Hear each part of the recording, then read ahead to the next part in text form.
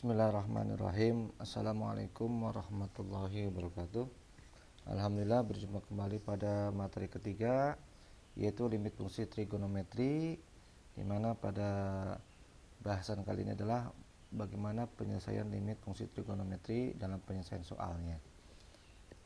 Silakan terlebih dahulu bisa kalian subscribe ya, semoga semuanya bisa memahami apa ya yang akan dijelaskan pada pembahasan video pada materi ketiga. Mari kita mulai. Yang pertama, perhatikan ya, untuk menyelesaikan limit fungsi trigonometri ya. Yang pertama yang perlu diketahui adalah identitas trigonometri, di mana yang pertama sin kuadrat x plus cos kuadrat x sama dengan 1. Yang kedua sin kuadrat x sama dengan 1 min cos kuadrat x.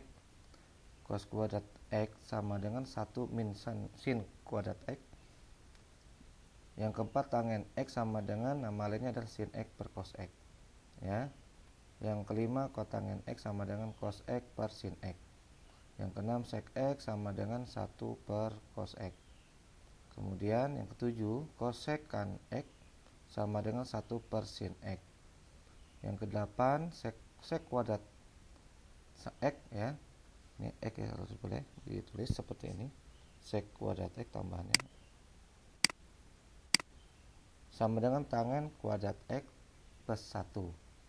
Yang kesembilan kosek kuadrat x sama dengan kotangen kuadrat x tambah 1 ya.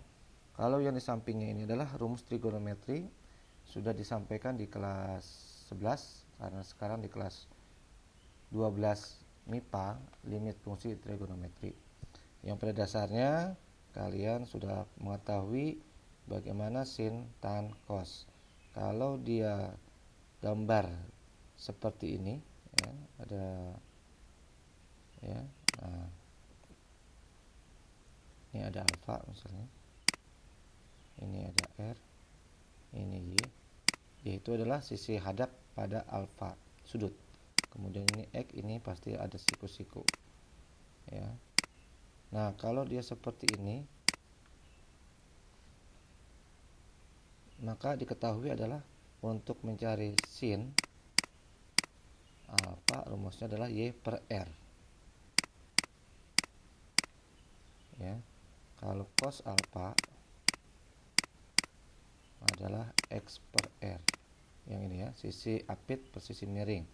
Kalau sin alfa sama dengan sisi hadap per sisi miring, yang ini y per r. R itu adalah sisi miring ya. Kemudian ada namanya tan alfa, itu sama dengan y per x. Nah, y per x. Ada namanya lagi kotangen alfa. Kotangen alfa itu kebalikan dari tangen, yaitu x per y. Ada namanya lagi kosek alfa, itu namanya kebalikan dari sin alfa, r per y. Ada lagi disebut juga sekan alfa atau sek alfa ya, itu kebalikan dari cos alfa, dibalikan aja rumusnya, x per r jadi r per y ya, seperti itu. R per x ya, bukan r per y, r per x ya. Nah, ini adalah segitiga siku-siku ya. Nah, kalau ini diberi angka, maka tinggal mengikuti polanya saja ya. Ini adalah sin, cos, tangen, kotangen alfa, kosek alfa, sek alfa. Ini adalah pengantar dasar untuk trigonometri ya. Kemudian untuk yang kedua ini rumus trigonometri sin alfa plus beta, sin alfa min beta, ini adalah rumus paling awal di kelas 11 ya. Kita lanjut kembali ke berikutnya. Ini ada yang ke-7 ke-8 ya, ini adalah pengembangan ya, nanti kita gunakan. Ini sekedar mengetahui saja apa-apa saja rumus daripada identitas trigonometri ya. Di antaranya sin 2 alfa sama dengan 2 sin alfa cos alfa. Tapi yang perlu diingat di sini adalah ya, rumus yang pertama tadi. Ini identitas trigonometri nomor 1 sampai nomor 9 yang akan dibahas pada video kali ini. Kalau untuk rumus trigonometri nomor 1 sampai 6 dan sampai 7 hingga 21 ini adalah pengembangan untuk video berikutnya. Ini adalah sekedar untuk mengetahui saja. Mari kita lanjut ke pembahasan soal. Pada slide pertama, penyelesaian limit fungsi trigonometri. Nah, ini ada soal bagaimana untuk menyelesaikannya. Pertama adalah bentuk sederhana dari limit x mendekati p, ya. Nah, ini limit x mendekati p, ya. Cosec kuadrat x min 1 per sec kuadrat x min 1 sama dengan berapa? Nah, kalau bentuk soalnya seperti ini bagaimana? Nah, untuk menjawabnya demikian. Sebelum menjawab ingat, untuk cosec kuadrat x yang ini, nama lainnya adalah kotangen kuadrat x plus 1. Ya. Sec kuadrat x sama dengan tan kuadrat x plus 1. Ya. Kita coba lihat rumus yang pertama tadi ke atas. Nah, ini. Ya. Ini ada sec kuadrat x sama dengan tan kuadrat x plus 1. Cosec kuadrat x sama dengan kotangen kuadrat x plus 1. Ingat, kalau tangen rumusnya tadi y per x. Kotangen kuadrat x adalah x per y, ya, rumusnya kalau dia sebuah angka. Nah, kita kembali lagi ke pembahasan soal. Ingat, ya. Nah, kemudian perlu diketahui juga tan x itu nama lainnya adalah sin x per cos x, ya. Kalau kotangen x itu kebalikan dari tan, berarti cosnya taruh di atas saja, cos x per sin x, ya. Jadi sekali lagi ingat, kalau cosec kuadrat x nama lainnya kotangen kuadrat x plus 1. Sec kuadrat x sama dengan tan kuadrat x plus 1, ya. Kemudian kalau tangen x, ketangen dibaca disingkatnya tan. Kalau kotangen disingkatnya kot, ya, x. Nah, sama dengan apa? Tan x itu sin x per cos x, ya. Kalau cot x adalah kebalikan dari tan, yaitu cos x per sin x. Tinggal dibalik saja ininya. Ya, ini yang perlu diingat. Kemudian kita langsung menjawab saja langsung, ya. Nah, berarti kalau dia limit x mendekati p, ini mendekati adalah tanda tanya, ini dibaca mendekati p. Nanti x yang ini terakhir kita ganti dengan p. Cosec kuadrat x min 1 per sec kuadrat x min 1. Yang ini kita turunkan, ya. Nah, kemudian kita langsung ganti sama yang ingat tadi nih, yang ini. Ya. Berarti limit x mendekati p kita tulis kembali. Cosec kuadrat x kita ganti menjadi cot kuadrat x plus 1, tutup.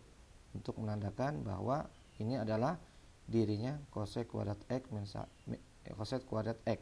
Kemudian dikurangi 1, tuh ada min 1, ya. Kemudian yang bawah sec kuadrat x min 1. Sec kuadrat x ini diganti nama lainnya adalah yang ini. Nah, tan kuadrat x plus 1, kemudian di atasnya min 1. Ya, ini juga tambahkan, ya, ditulis min 1. Nah, setelah itu, ya, kita balik kemari. Limit x mendekati p, ya. Ini tanda tanya seperti ini dibacanya mendekati p, ya. Kemudian karena 1 diambil 1 habis, sisanya adalah cot kuadrat x, kotangen kuadrat x. Terus ini 1 dengan 1 habis, ya, 1 diambil 1 habis 0, berarti sisanya adalah tangen kuadrat x saja, seperti ini. Kita tutup ini, ya, supaya Kemudian limit x mendekati p. Nah, kotangen kuadrat x, kita lihat kotangen tadi rumusnya adalah cos per sin. Karena dia kuadrat, ya, kuadrat, maka tinggal ditambahkan kuadrat cos kuadrat x per sin kuadrat x, ya. Yang bawah juga sama, tangen kuadrat x, rumusnya tadi sin per cos. Karena dia kuadrat yang di sini, maka yang bawahnya ini sin kuadrat x per cos kuadrat x, ya, seperti itu. Lanjut, limit x mendekati p. Nah, ini kita tutup dulu supaya bisa disekat, ya. Nah, ini tadi cos kuadrat X per sin kuadrat X, ini kita tulis. Nah, kalau bagi jadi kali berarti ini berbalik. Cosnya di atas, sinnya ke bawah. Seperti ini. Cos kuadrat X per sin kuadrat X. Lanjut lagi. Limit X mendekati P. Berarti cos kuadrat X dikali cos kuadrat X. Berarti kalau dikali pangkat itu jadi tambah. 2 tambah 2 jadi 4. Ya, cos pangkat 4 X. Sin kuadrat X dikali sin kuadrat X, maka sin pangkat 4X. Berarti 2 tambah 2. Kalau seandainya di sini 3, di sini 7, berarti 3 tambah 7 10 di sini. Umpama ya. Nah, karena di sini 2 dengan 2 4, bukan 2 kali 2. 2 tambah 2 4. Eksponennya atau pangkatnya ya, bukan pangkatnya nih ya, pangkatnya. Nah, kemudian limit X mendekati P, cos per sin itu nama lainnya adalah kotangen X. Ya, bisa disingkat lagi, kembalikan ke awal untuk disingkatnya. Kot 4X ya. Nah, pangkat 4 di sini ya, berarti kotangen pangkat 4X karena kotangen itu adalah cos per sin. Maka dengan demikian X-nya ini kita ganti dengan P. Ke awal tuh tadi suruh ganti P. Maka limit X mendekati P adalah kotangen pangkat 4P. Ini adalah jawabannya tuh. Ya. Ya, demikian untuk soal nomor 1 untuk bentuk sederhananya. Sekarang kita lanjut kembali ke slide berikutnya. Ya, ini adalah soal tentang pembuktian. Ya, kalau nomor 1 tadi soal tentang penyederhanaan. Kalau ini yang nomor 2 pada slide kedua adalah tentang pembuktian ya.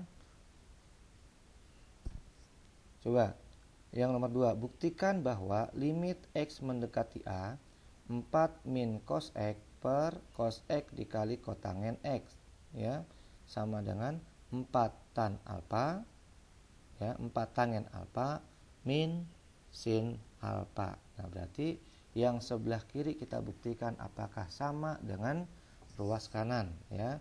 Ini disebut ruas kiri. Ini yang disebut ruas kanan.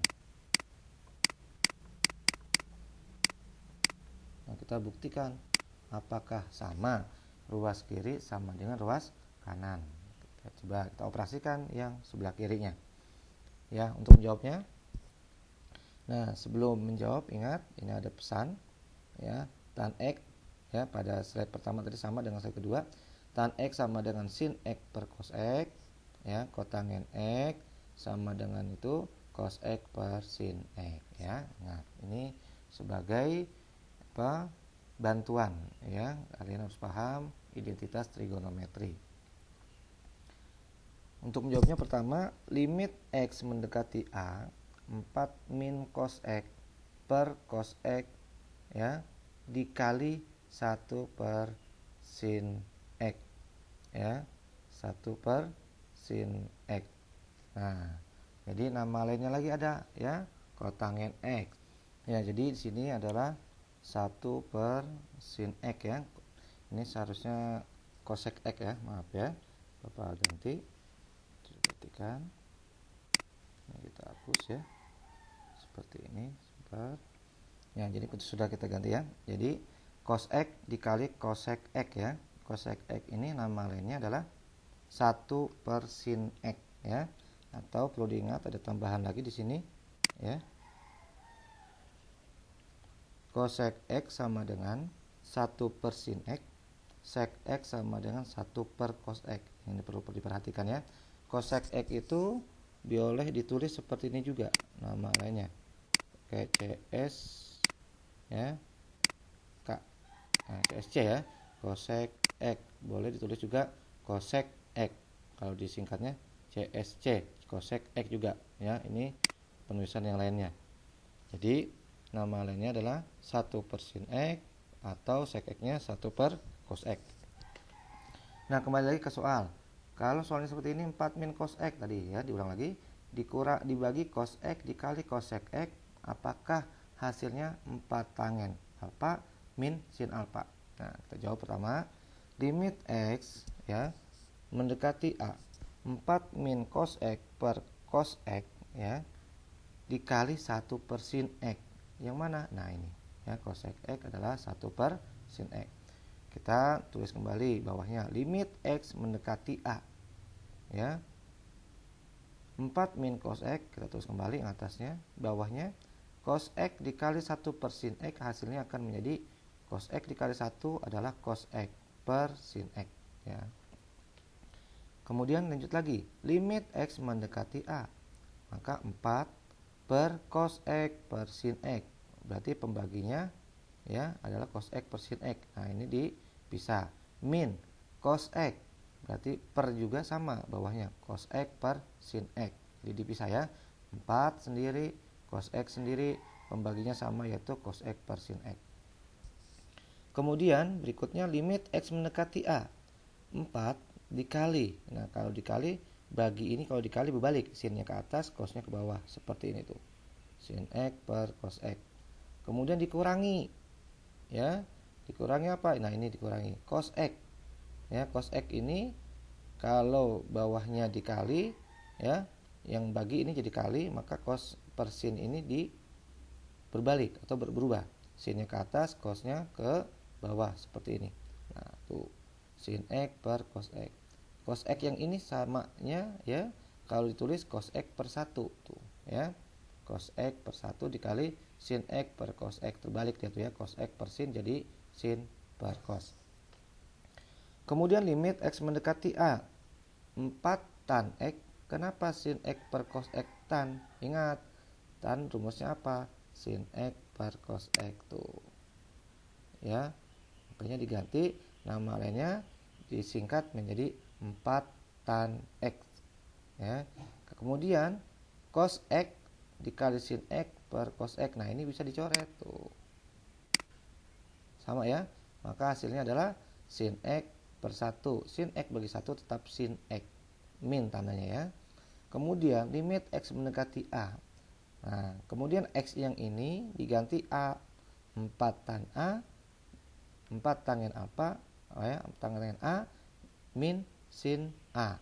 Nah itu sama ya dengan yang ruas kanan, hasil akhirnya seperti itu ya. Demikian untuk penyelesaian limit fungsi trigonometri pada soal nomor 2 ya. Mari kita lanjut lagi ke soal slide ketiga ya. Nah ini soal terakhir. Nah bagaimana menyelesaikan limit ya kalau soalnya demikian? Nah, kalau menemukan soal seperti ini, langkah-langkahnya ya, cara jawabnya perhatikan. Nilai dari limit X mendekati min 3, 2X plus 1 sin X min 3 dibagi X kuadrat min 2X min 3 ya, berapa jawabannya ini ya? Kalau ini beda dengan nomor 1 dan nomor 2. Kalau nomor 1 tadi slide pertama tentang penyederhanaan, slide keduanya tentang pembuktian, slide ketiga ini adalah dicari nilainya berapa. Nah yang perlu diingat ya, sin X per X sama dengan 1 ya, ingat di materi ke pertama ya, bagaimana untuk menyelesaikan konsep daripada limit fungsi trigonometri. Ingat sin X per X sama dengan 1, kalau Bapak tambah juga umpama yang lainnya juga, tan X per X sama dengan 1, atau dibalik X per sin X 1 juga, X per tangen X sama dengan 1 ya. Ingat materi sebelumnya, ada video sebelumnya, dipahami juga ya, karena prasyarat untuk menguasai di materi ketiga ini di kelas 12 MIPA.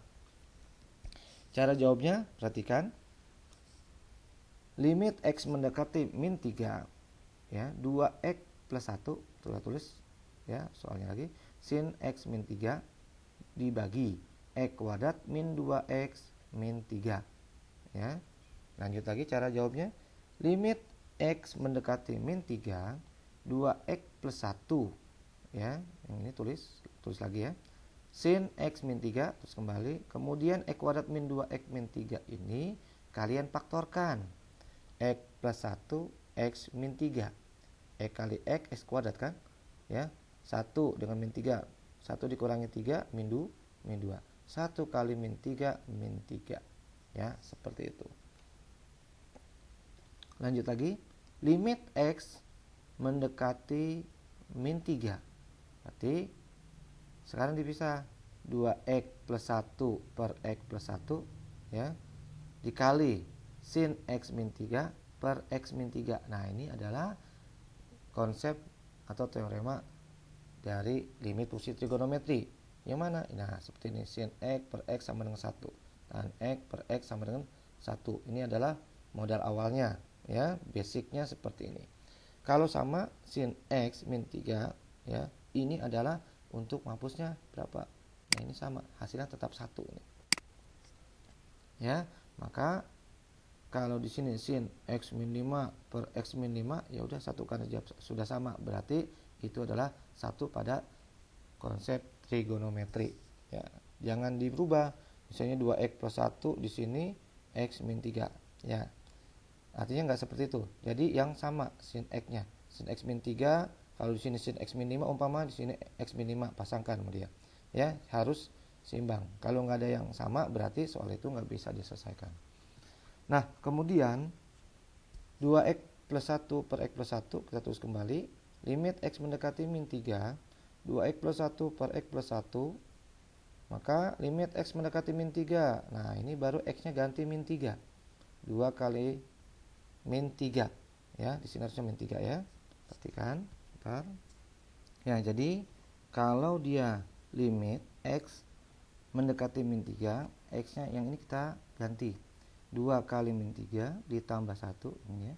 Bawahnya X plus 1 berarti min 3 ditambah 1. 2 kali min 3 min 6 ya, ditambah 1. Kemudian min 3 ditambah 1 min 2. Maka min 6 tambah 1 adalah min 5 per min 2. Min bagi min plus ya. Berarti hasilnya adalah 5 per 2.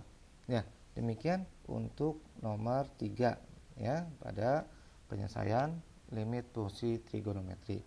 Kemudian untuk sebagai latihan ya, perhatikan. Untuk latihan ini pada slide 4 ya, kalian bisa kerjakan. Nomor 1 ini cara jawabnya seperti slide pertama. Nomor 2 ini mengerjakannya seperti slide kedua. Nomor 3 ini ya mengerjakannya seperti slide ketiga ya. Silakan kalian praktekkan, semoga kalian paham, semoga sukses. Terima kasih. Assalamualaikum warahmatullahi wabarakatuh.